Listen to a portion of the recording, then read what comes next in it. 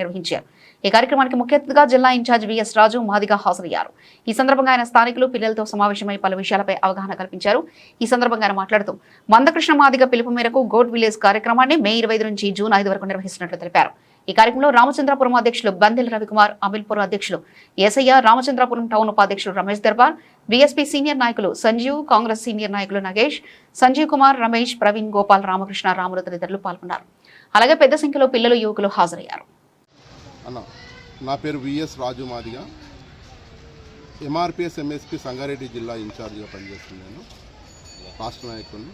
గౌరవ శ్రీ మందకృష్ణ మాది గారి పిలుపు మేరకు గో టు విలేజ్ అనే కార్యక్రమంలో మే 25 నుండి మొదలైన ఈ యొక్క కార్యక్రమం జూన్ 5 వరకు మందకృష్ణ మాది గారి పిలుపు మేరకు మరి 40 రోజుల కార్యక్రమం ఇవ్వడం జరిగింది. దాంట్లో 3 అంశాల మీద ముఖ్యంగా ఈరోజు తెలంగాణ రాష్ట్రం, ఆంధ్రప్రదేశ్ 2 రాష్ట్రాల్లో కూడా ప్రతి గ్రామంలో గో టు విలేజ్ అనే కార్యక్రమం జరుగుతుంది.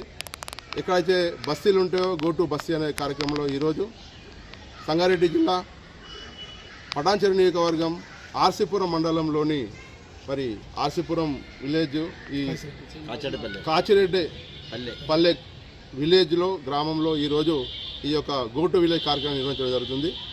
మనం ముఖ్యంగా వర్గీకరణ సాధించుకున్న తర్వాత ఈ 30 ఏళ్ల పోరాటంలో ఎస్సీ వర్గీకరణ సాధించుకున్న ఫలాలను విద్యార్థుల్లో అవగాహన కల్పించడానికి ఒక కార్యక్రమం.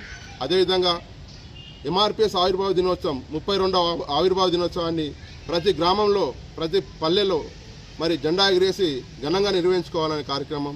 అదేవిధంగా విద్యార్థులతోటి నిర్మాణ కార్యక్రమం చేసుకోనికి 3 అంశాల మీద ఈరోజు మరి సంగారెడ్డి జిల్లాలోని అన్ని గ్రామాన కూడా ఈ కార్యక్రమం చేస్తున్నాం. కాబట్టి దాంట్లో భాగంగానే మరి అన్నగారు సాధించుకున్న ఫలాలను విద్యార్థులకు, డ్రాప్డ్ విద్యార్థులను తొలగించడానికి, ఎవరైతే 10th ఇంటర్లో మరి ముఖ్యంగా ఎస్సీలో మా మాదిగల్లోనే ఎక్కువ మంది 10th కాగానే ఆర్థికంగానూ దేనిగానో స్టడీని ఆపుతున్నారు. ఆ డ్రాప్డ్ విద్యార్థులందరినీ కూడా చైతన్యం చేసి చదువు విలువ చెప్పి అక్షరాస్యత నిర్మూలించడానికనే కృష్ణన్న గారు మమ్మల్ని అందరినీ కూడా గ్రామానికి వెళ్ళమని చెప్పారు. కాబట్టి దాంట్లో భాగంగానే ఈ గ్రామంలోనూ ఇక్కడ పెద్దల సహకారంతో ఇక్కడ తీసుకొచ్చిన విద్యార్థులందరి సమక్షంలో ఈరోజు మరి అన్నగారు ఇచ్చిన అంశాలను చెప్పడం జరిగింది. 3 అంశాలను.